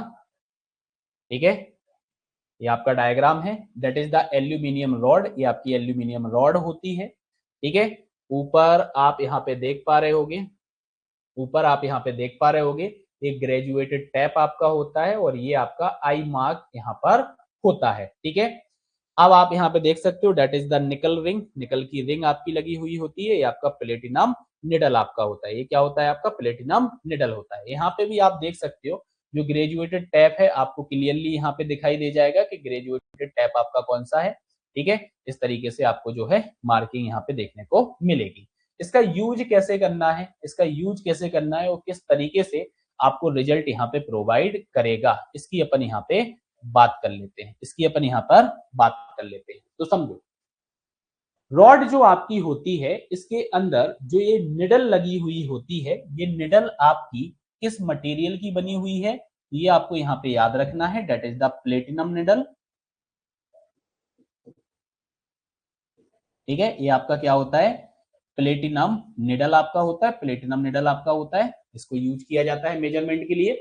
तो इस प्लेटिनम निडल को हम वाटर के अंदर इंसर्ट करते हैं, क्या करते हैं, हम वाटर के अंदर इंसर्ट करते हैं और हम यहाँ पे डेप्थ को मेजर करते हैं। कौन सी डेप्थ को, जहां पे ये निडल आपको क्या हो जाए, इनविजिबल हो जाए। ठीक है, तो जहां पे ये निडल आपकी इनविजिबल हो जाती है उस डेप्थ को हम मेजर करेंगे और वो डेप्थ आपको यहाँ पे टर्बिडिटी रिप्रेजेंट करेगी। वो डेप्थ आपको क्या बताएगी, वो डेप्थ आपको यहाँ पे टर्बिडिटी बताएगी। ठीक है, तो ये आपको बात समझ में यहाँ पे आ गई होगी। ठीक है, यहाँ पे आपको ये बात समझ में आ गई होगी कि हमें करना क्या है। हमें यहाँ पे जो है rod with platinum needle is inserted water and depth eight which platinum needle just becomes invisible. तो ये हमें क्या दे देगा, ये हमें यहाँ पे टर्बिडिटी प्रोवाइड करेगा, ये हमें टर्बिडिटी प्रोवाइड करेगा। और किसके अंदर प्रोवाइड करेगा, तो ये हमें टर्बिडिटी यहाँ पे बताएगा, ये हमें टर्बिडिटी यहाँ पे बताएगा पीपीएम। ठीक है, तो टर्बिडिटी रॉड टर्बिडिटी को पीपीएम के अंदर रिप्रेजेंट करता है और जिस जगह पे यह आपका क्या हो जाता है, इनविजिबल हो जाता है, जिस जगह पर यह आपका इनविजिबल हो जाता है, प्लेटिनम निडल जो आपका होता है वो आपका इनविजिबल हो जाता है, वहां पे अपन क्या बात करेंगे, वहां पे हमें टर्बिडिटी जो है वो पीपीएम में मिल जाएगी। आगे हम बात करें, ठीक है, तो आगे आप यहाँ पे एक और चीज याद रखिएगा, ये बहुत अच्छा पॉइंट आपका है कि डेप्थ ऑफ इंसर्शन अगर इंक्रीज होती है तो डेप्थ आपकी यहाँ पे क्या होगी आपकी डिक्रीज करेगी। ठीक है, जैसे जैसे डेप्थ ऑफ इंसर्शन आपका इंक्रीज करेगा, बढ़ेगा, तो आपकी यहाँ पर जो रीडिंग होगी, रीडिंग आपकी यहाँ पर डिक्रीज होगी।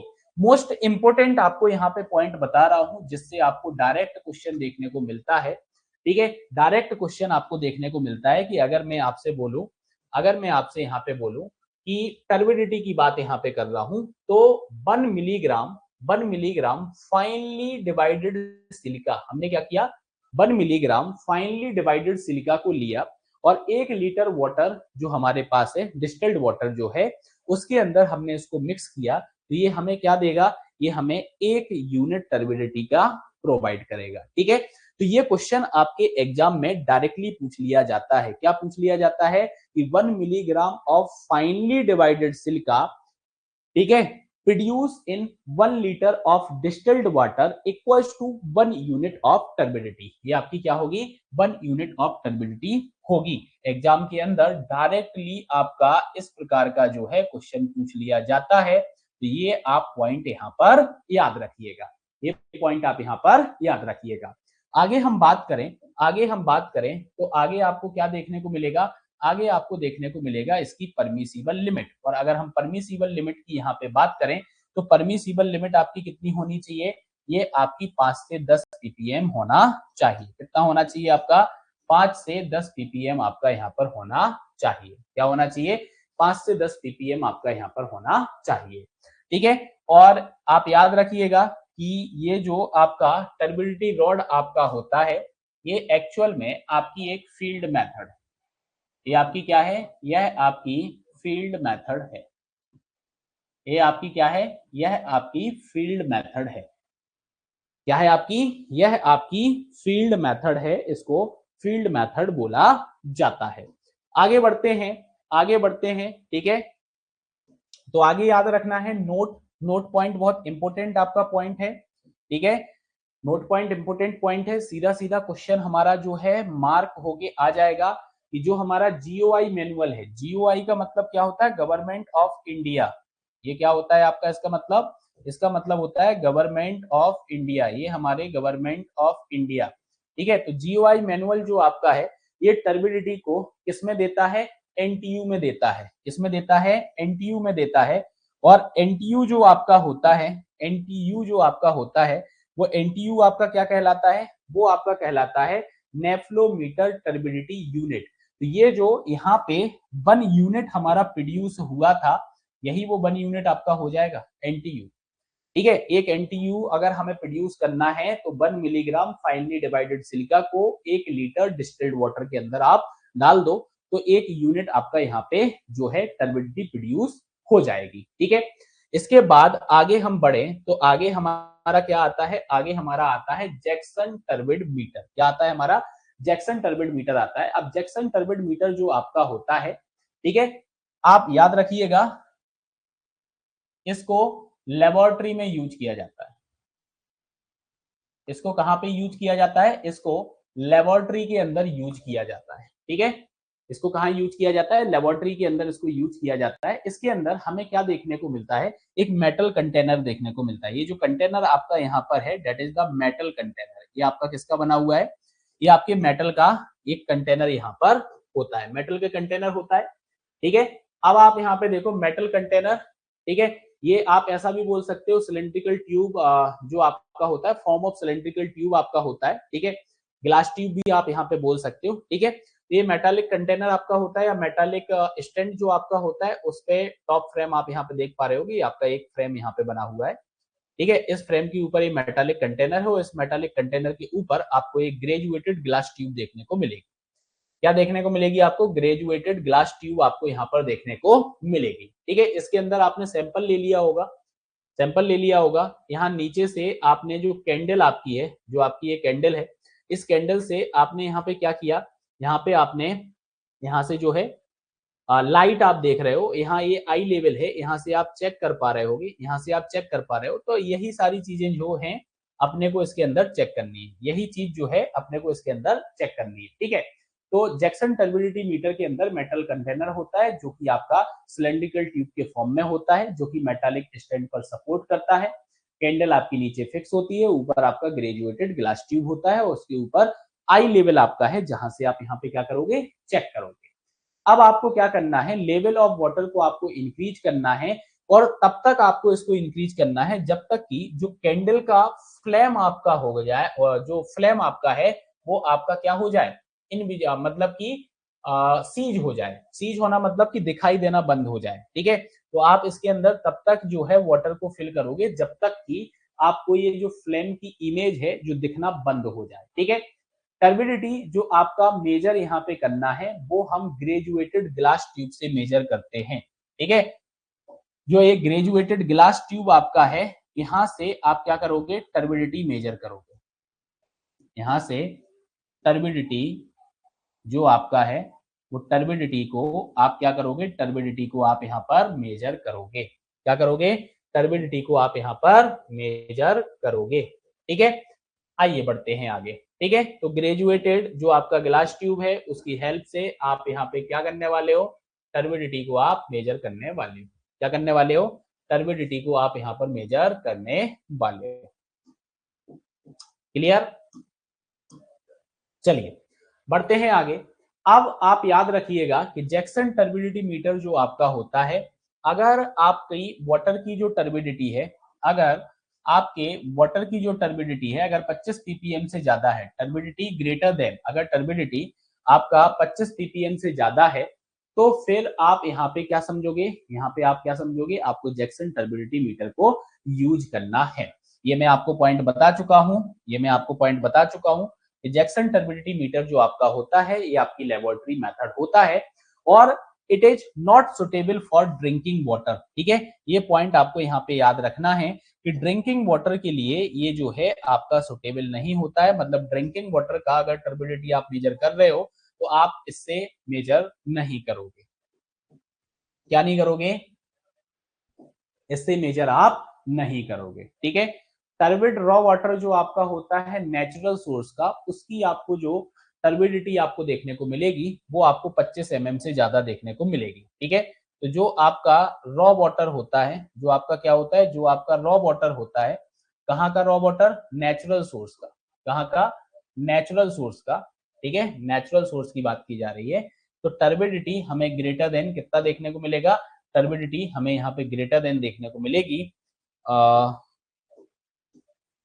टर्बिडिटी जो हमारी है नेचुरल सोर्स की अपन बात कर रहे हैं। ठीक है, तो टर्बिडिटी जो हमें यहाँ पे ग्रेटर देन देखने को मिलेगी वो 25 ppm से हमें यहाँ पे ज्यादा देखने को मिलेगी। कितनी देखने को मिलेगी, 25 ppm से हमें यहाँ पे ज्यादा देखने को मिलेगी। ठीक है, आई बात समझ में? 25 ppm से ज्यादा हमें यहाँ पे देखने को मिलेगी। आगे बढ़ते हैं और आगे हमारा जो होता है वो हमारा होता है बेलिस टर्बिडिटी मीटर और नेफ्लोमीटर की अपन यहाँ पे बात करते हैं। आप देख सकते हो इस तरीके का आपका जो है बेलिस टर्बिडिटी मीटर आपका होता है। ठीक है, इस तरीके का आपका जो है बेलिस टर्बिडिटी मीटर आपका यहाँ पर होता है। ठीक है,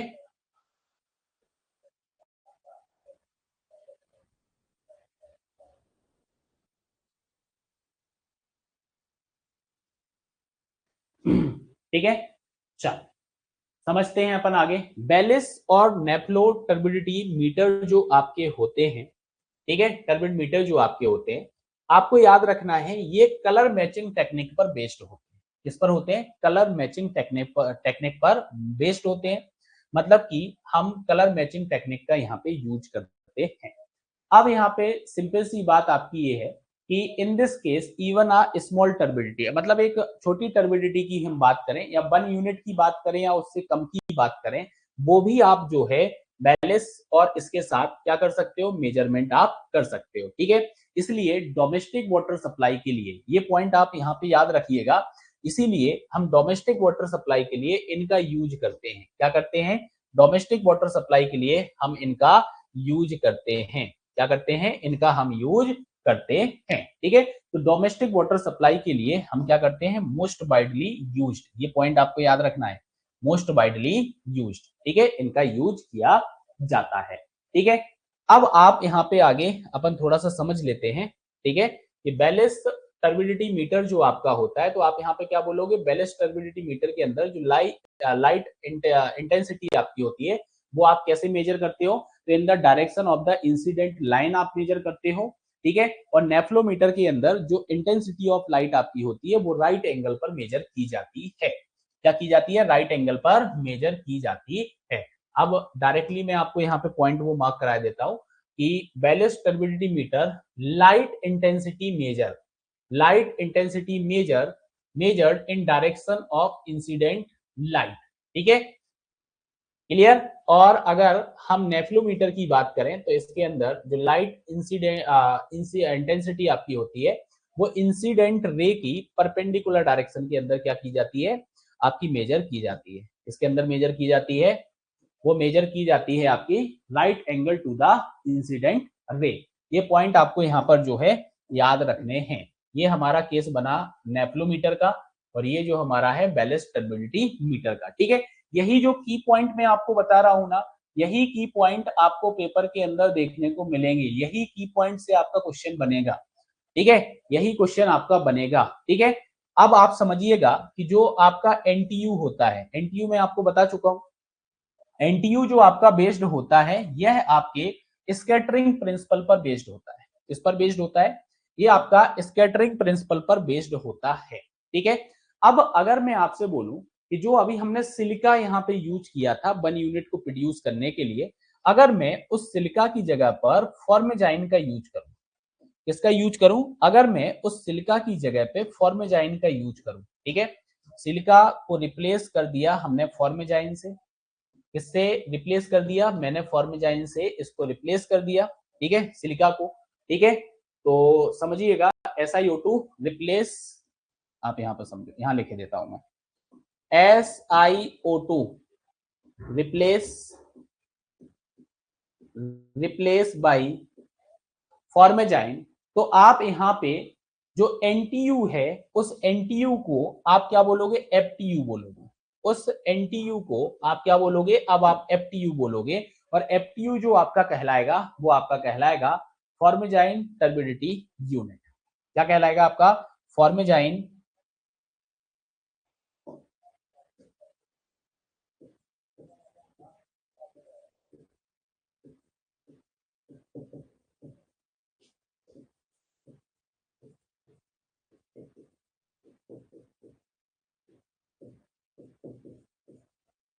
क्या कहलाएगा आपका?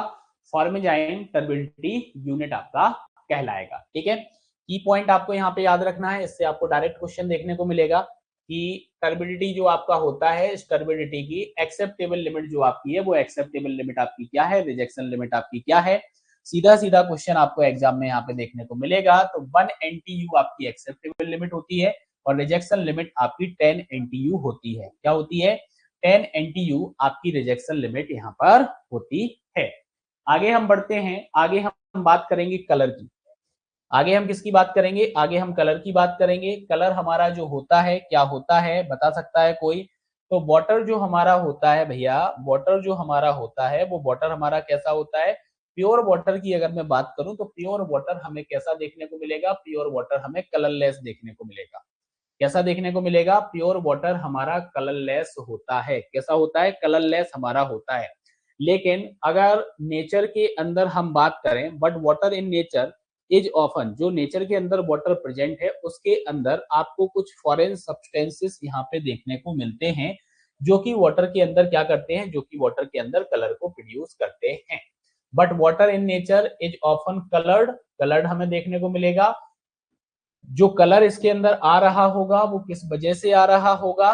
वो आपका आ रहा होगा कुछ फॉरेन सब्सटेंसेस की वजह से। ठीक है, अब आप यहां पे समझिएगा। ठीक है, वाटर जो आपका है, whose colour, water whose colour is partially due to suspended matter, उसको हम एपरेंट कलर बोलेंगे। ठीक है, एपरेंट कलर क्या हो जाता है? जो सस्पेंडेड सॉलिड की वजह से आपका कलर आ रहा है। और अगर मैं आपसे बोलूं कि वाटर के अंदर जो कलर यहाँ पे कंट्रीब्यूटेड हो रहा है वो डिजॉल्व सॉलिड की वजह से हो रहा है after removal of suspended solid, उसको हम ट्रू कलर बोलते हैं। क्या बोलते हैं? उसको हम क्या बोलते हैं? उसको हम ट्रू कलर बोलते हैं। और इसी ट्रू कलर को हम यहाँ पे क्या करते हैं? आपको टेस्ट, इसी ट्रू कलर को फाइंड आउट करने के लिए आपको टेस्ट करना है। ठीक है, आपको क्या करना है? आपको इसी ट्रू कलर को मेजर करना है। आप ऐसा बोल दो, इसी ट्रू कलर को अपने को क्या करना है? इसी ट्रू कलर को अपने को मेजर करना है।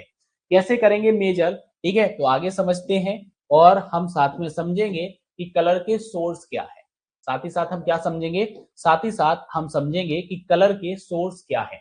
अब सोर्स की अगर यहाँ पे बात करें तो सबसे पहला सोर्स तो यही आता है कि अगर भैया हमारे वाटर के अंदर, अगर हमारे वाटर के अंदर सस्पेंडेड और डिजॉल्व मैटर प्रेजेंट हैं, तो हमारे वाटर के अंदर जो कलर होगा वो कलर हमारा कॉज हो जाएगा।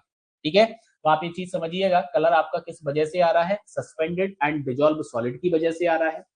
ठीक है, जब हम सस्पेंडेड सॉलिड को यहाँ पे रिमूव कर देते हैं, क्या कर देते हैं? सस्पेंडेड सॉलिड को हम रिमूव कर देते हैं आफ्टर सस्पेंडेड मैटर। ठीक है, अगर हम बात करें तो causing colour is removed by centrifugation, मतलब सस्पेंडेड मैटर की वजह से जो कलर यहाँ पे फॉर्म हो रहा होगा उसको हम सेंट्रीफ्यूगेशन की वजह से, सेंट्रीफ्यूगेशन की वजह से रिमूव कर दें, मतलब सेंट्रीफ्यूगेशन की हेल्प से हम इसको रिमूव कर देंगे। और अब जो हमें कलर यहाँ पे ऑब्टेंड होगा, जो हमें कलर यहाँ पे ऑब्टेंड होगा वो हमारा जो कलर कहलाएगा, वो हमारा कौन सा कलर कहलाएगा? वो हमारा ट्रू कलर कहलाएगा। वो हमारा क्या कहलाएगा? वो हमारा ट्रू कलर कहलाएगा, उसको हम ट्रू कलर बोलते हैं। सिंपल सी बात अगर हम बात करें यहाँ पे, सिंपल सी बात अगर बोले तो जो ह्यूमिक एसिड होता है, जो ह्यूमिक एसिड होता है वो एलओएस ब्राउन कलर प्रोड्यूस करेगा। ठीक है, क्या करेगा? एलओएस ब्राउन कलर यहाँ पे प्रोड्यूस करेगा। अगर मैं आगे बात करूं, अगर मैं आगे बात करूं तो आयरन ऑक्साइड जो आपका होगा यह रेडिश कलर यहाँ पे प्रोड्यूस करेगा। और जो आपका मैग्नीज ऑक्साइड आपका जो होगा ये आपके वाटर के अंदर ब्राउन और blackish water, brown and blackish water को प्रोड्यूस करेगा। ठीक है, एक तो ह्यूमिक एसिड हो गया, एक आयरन ऑक्साइड हो गया, एक मैग्नीज ऑक्साइड आपका हो गया। और इसकी वजह से प्रोड्यूस होने वाले जो कलर हैं वो ह्यूमिक एसिड की वजह से एलओएस ब्राउन। ठीक है, यहाँ पे चाहूं तो मैं लिखे देता हूं। अगर मैं बात करूं ह्यूमिक एसिड, ह्यूमिक एसिड ए आपका प्रोड्यूस करेगा एलओएस, एलओएस ब्राउन कलर। ठीक है, iron oxide, iron oxide produce करेगा, आयरन ऑक्साइड प्रोड्यूस करेगा रेडिश कलर।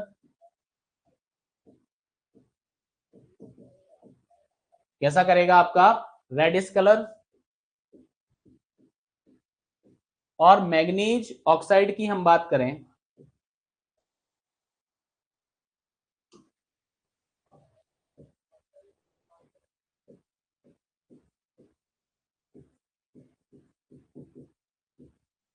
ठीक है, तो ये क्या करेगा, ब्राउन टू ब्लैकिश कलर कैसा प्रोड्यूस करेगा, ब्राउन टू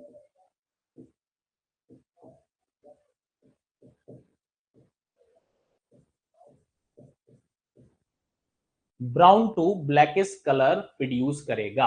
ठीक है, तो ये चीज आपको यहाँ पे याद रखनी है, डायरेक्टली आपसे ये जो क्वेश्चन है आपसे यहाँ पे पूछा जा सकता है, तो ये आपको की पॉइंट जो है आपको यहाँ पर याद रखना है। ठीक है ठीक है, एक और चीज आप यहाँ पे बोल सकते हो, एक और चीज आप यहाँ पे बोल सकते हो, heavy growth of algae, heavy heavy growth of algae also produce colour, also produce, ठीक है, हैवी ग्रोथ अगर एल्गी की आपको देखने को मिलेगी तो ये भी आपका कलर जो है प्रोड्यूस करती है। ठीक है चलो आगे बढ़ते हैं और आगे अपन यहाँ पे बात करते हैं ऑब्जेक्शन की, आगे अपन यहाँ पे किसकी बात करते हैं, आगे अपन ऑब्जेक्शन की बात करते हैं।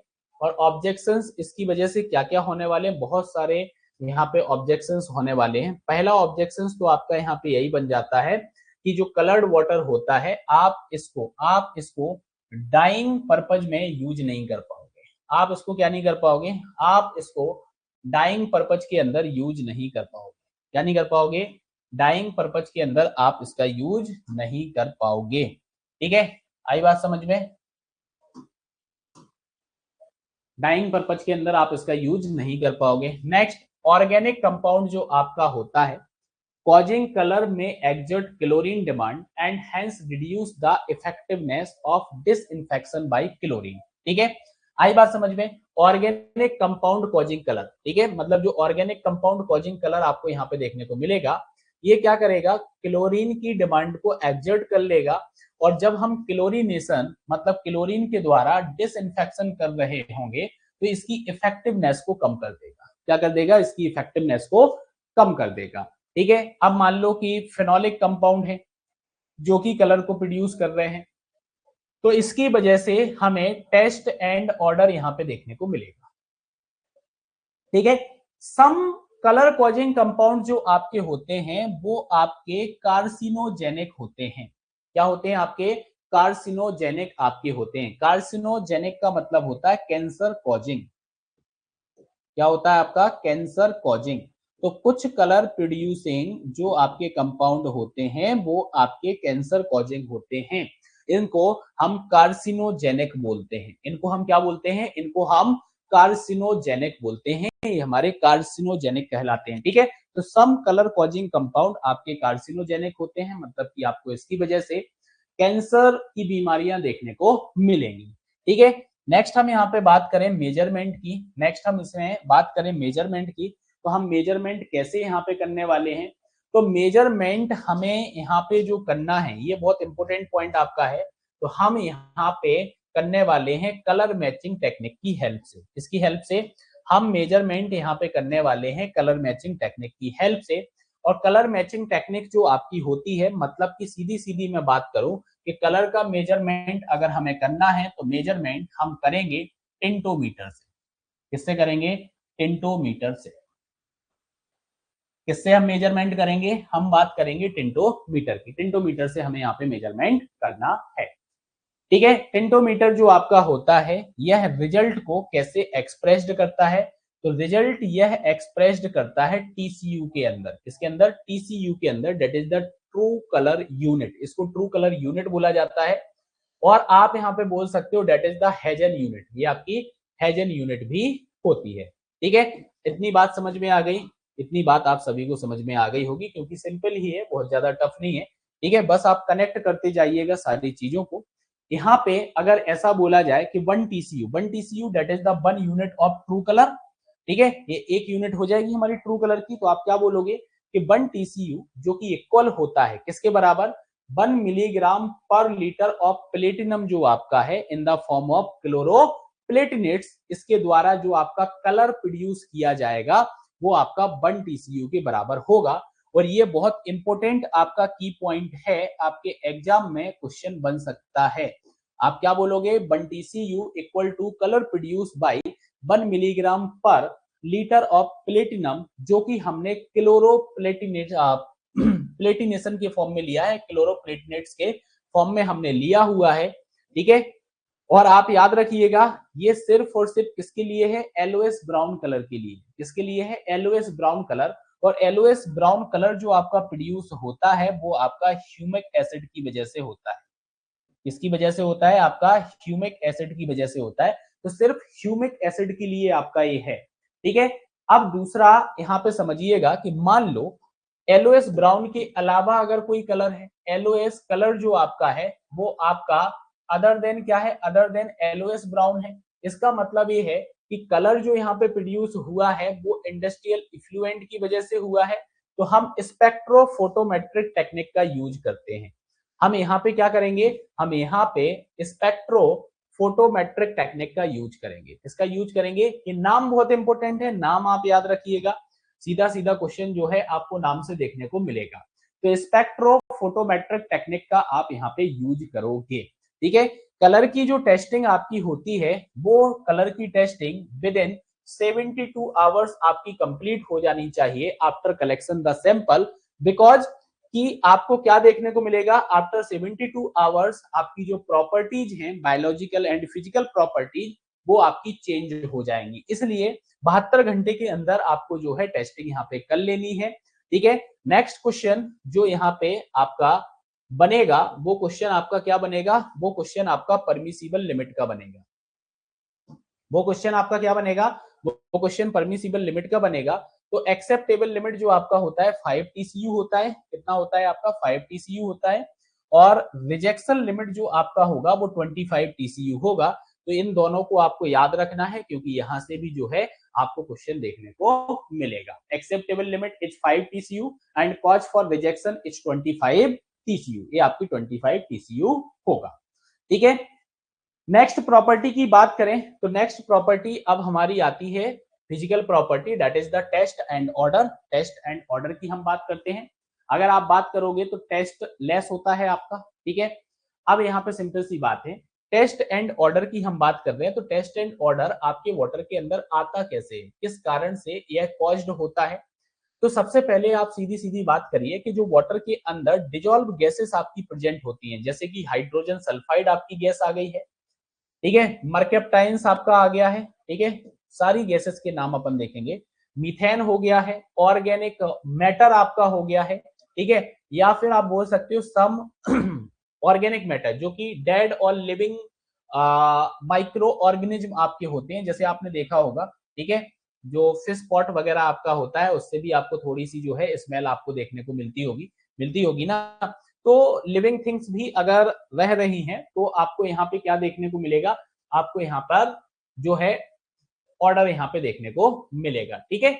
आई बात समझ में। तो ये वो सारे आपके पॉइंट हैं, ये वो सारे पॉइंट हैं जिसकी वजह से टेस्ट एंड ऑर्डर आपका यहाँ पे क्रिएट हो रहा है वाटर के अंदर, ठीक है। अब आप यहाँ पे और अगर बातों में आओ तो देखो आप यहाँ पे, जैसे कि इंडस्ट्रियल लिक्विड आपका हो गया, वाटर कंटेनिंग फिनॉल्स आपके हो गए, सेरेसोल्स आपका हो गया, एमोनिया आपका हो गया, एग्रीकल्चर केमिकल्स और हाई रेसिडुअल क्लोरीन आपका हो गया, क्लोरोफिनॉल्स आपका हो गया, ठीक है। ये सारी चीजें टेस्ट एंड ऑर्डर को यहाँ पर क्रिएट करती हैं। ये आपको सब याद रखने पड़ेंगे, ठीक है। नेक्स्ट हम बात करें यहाँ पे सोर्स की। नेक्स्ट हम किसकी बात करें, नेक्स्ट हम सोर्स की बात करें। तो सोर्स में सबसे पहले तो आपको याद रखना है, एक तो आपका सल्फर हो गया, जो कि रोटन एग के जैसे आपको टेस्ट एंड ऑर्डर यहाँ पे क्रिएट करेगा। एल्गी जो आपका होता है ये भी ऑयली सब्सटेंसेस यहाँ पे रिलीज करेगा और हमें बैड टेस्ट एंड ऑर्डर यहाँ पे देखने को मिलेगा। तो ये दो सोर्स आपको यहाँ पे याद रखना है, एक तो सल्फर हो गया, एक एल्गी हो गया, जिसकी वजह से हमें यहाँ पे क्या देखने को मिलेगा, हमें यहाँ पर टेस्ट एंड ऑर्डर जो है, टेस्ट एंड ऑर्डर जो है वो हमें देखने को मिलेगा वाटर के अंदर। तो डेट इज द सोर्स, ये हमारे सोर्स हो गए हैं। अब अगर हम ऑब्जेक्शन की यहाँ पे बात करें, किसकी बात करें, अगर हम ऑब्जेक्शन की बात करें तो ऑब्जेक्शन में आप देखिएगा यहाँ पर, ठीक है, taste and odour causing compounds जो आपके होते हैं वो आपके कैसे होते हैं, कार्सिनोजेनिक आपके होते हैं। और कार्सिनोजेनिक का मतलब मैं आपको ऑलरेडी बता चुका हूं, कैंसर कॉजिंग। ये आपके क्या होते हैं, ये आपके कैंसर कॉजिंग होते हैं। क्या होते हैं आपके, कैंसर कॉजिंग होते हैं। आगे बात करें, इसका हमें मेजरमेंट करना है, इसका हमें क्या करना है, इसका हमें मेजरमेंट करना है। मेजरमेंट में आप देखिएगा, टेस्ट एंड ऑर्डर को अगर हमें यहाँ पर जो है मेजरमेंट करना है, ठीक है, तो हम इसके लिए क्या यूज करते हैं, gas and liquid measurement by gas and liquid chromatography, chromatography, ठीक है। तो गैस एंड लिक्विड क्रोमेटोग्राफी का हम यहां पर यूज करते हैं, ठीक है। अब लेकिन पता क्या होता है, क्या होता है, ये जो है ना एक्सपेंसिव है, कॉस्टली है। ये आपका क्या है, कॉस्टली है। तो आप यहां पे क्या बोल सकते हो, not used in routine, not used in routine, ठीक है। रूटीन टेस्टिंग के अंदर आप इसका यूज नहीं करते हैं। अगर हमें जो है मेजरमेंट करना है ऑर्डर का, हमें किसका मेजरमेंट करना है, ऑर्डर का मेजरमेंट करना है, तो ये आपका डिवाइस होता है, इसका आप यहां पर यूज करते हो, इसका आप क्या करते हो, इसका आप यहां पर यूज करते हो, ठीक है। इसका क्या करोगे, इसका आप यूज करोगे और इसकी हेल्प से आप क्या करोगे, इसकी हेल्प से आप जो है ऑर्डर की टेस्टिंग यहां पर कर लोगे। क्या कर लोगे, ऑर्डर को आप मेजर यहां पर कर लोगे। इसके अंदर क्या होता है कि जो टेस्ट एंड ऑर्डर होता है ना, उसकी इंटेंसिटी को यहाँ पे मेजर किया जाता है। क्या किया जाता है, उसकी इंटेंसिटी को मेजर किया जाता है। टेस्ट एंड ऑर्डर की जो इंटेंसिटी होती है उसको यहाँ पे मेजर किया जाता है, और इस इंटेंसिटी की जो यूनिट आपकी होगी वो आपकी होगी TON, TON।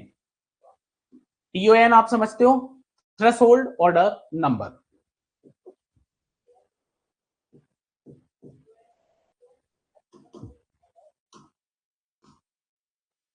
ये लिखा हुआ है थ्रेशोल्ड ऑर्डर नंबर, इसको हम क्या बोलते हैं, इसको हम थ्रेशोल्ड ऑर्डर नंबर बोलते हैं, ठीक है। तो इंटेंसिटी जो आप मेजर करोगे वो TON के अंदर आप यहां पर मेजर कर लोगे, ठीक है। अब आप समझिएगा, इस डिवाइस का हम यूज कर रहे हैं ऑस्मोस्कोप। तो इसके अंदर हम रिप्रेजेंटेशन जो करते हैं ऑर्डर का, जो हम डिटेक्शन करते हैं, वो डाइल्यूशन रेशियो के फॉर्म में रिप्रेजेंट करते हैं। किसके फॉर्म में रिप्रेजेंट करते हैं, डाइल्यूशन रेशियो के फॉर्म में हम रिप्रेजेंट करते हैं, ठीक है। किसके फॉर्म में करते हैं, डाइल्यूशन रेशियो के फॉर्म में हम यहाँ पे जो है इसका रिप्रेजेंटेशन करते हैं, ठीक है। अब आप याद रखिएगा, जो TON आपका होता है, थ्रेशोल्ड ऑर्डर नंबर जो आपका होता है, क्या होता है आपका, थ्रेशोल्ड ऑर्डर नंबर जो आपका होता है, ये 1 से 3 के बीच में होता है। मतलब that is the permissible and rejection limit, आप यहाँ पे बोल सकते हो।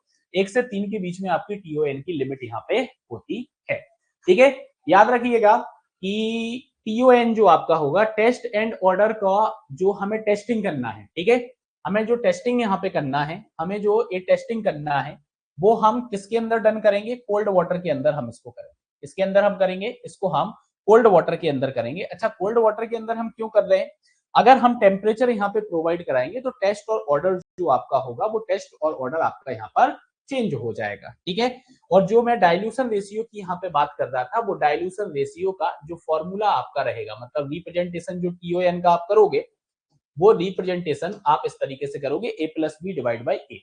ए आपका जो होता है, ए ऑर्डरस वॉल्यूम आपका होता है, बी जो आपका होता है ऑर्डर फ्री वॉल्यूम आपका होता है, ठीक है। ये चीज आपको याद रखना है। ए जो आपका यहाँ पर है, ए आपका क्या है, वॉल्यूम ऑफ ऑर्डरस वाटर। ए आपका क्या है, वॉल्यूम ऑफ ऑर्डरस वाटर, ठीक है। और ये जो बी आपका है, volume of order free water, order free water, ठीक है।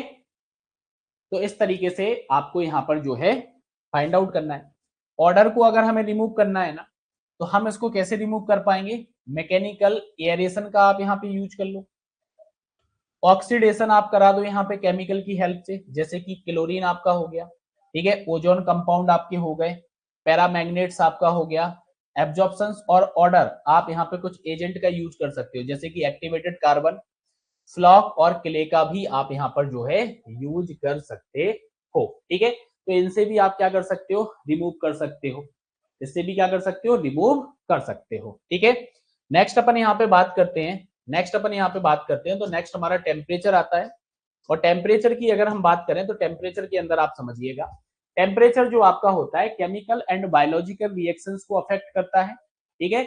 अगर मान लो कि हम टेम्परेचर को इंक्रीज करते हैं 10 डिग्री सेल्सियस तक, कितना, 10 डिग्री सेल्सियस तक, तो बायोलॉजिकल एक्टिविटी जो आपकी होती है ना, ये बायोलॉजिकल एक्टिविटी आपकी डबल हो जाती है। मतलब आप समझ गए होंगे कि 10 डिग्री तक अगर हम इस टेम्परेचर को इंक्रीज करेंगे तो बायोलॉजिकल एक्टिविटी हमें जस्ट डबल देखने को मिलेगी। इसलिए वाटर सप्लाई जो हमारी होती है उसके लिए टेम्परेचर की रेंज जो आपकी रहती है वो 10 से 25 डिग्री सेल्सियस आपका होना चाहिए, ठीक है। अगर 25 डिग्री सेल्सियस के ऊपर जाता है तो डेट इज द ऑब्जेक्शनेबल, ये आपका क्या हो जाएगा, ये आपका ऑब्जेक्शनेबल हो जाएगा, कितना हो जाएगा, ऑब्जेक्शनेबल आपका हो जाएगा, ठीक है। तो ये हमारी फिजिकल प्रॉपर्टीज थी जो कि हमने यहाँ पे सारी डिस्कस कर ली है, ठीक है। यहाँ तक की बात आप सभी को क्लियर होगी। अगर किसी भी प्रकार का डाउट रहता है तो व्हाट्सएप ग्रुप के अंदर आप मुझे जो है अपने डाउट को क्लियर कर सकते हो, ठीक है। होप सो आज की क्लास आप सभी को पसंद आई होगी, समझ में आया होगा, ठीक है। और मैंने बोल ही दिया है कि अगर डाउट वगैरह कुछ रहता है तो आप पूछ सकते हो अपने व्हाट्सएप ग्रुप के अंदर। और आज की जो क्लास है इसको अपन यहीं पे एंड करेंगे, इसके आगे की जो आपकी टेस्टिंग है वाटर की वो हम नेक्स्ट क्लास के अंदर कंटिन्यू करेंगे। Thank you, class over.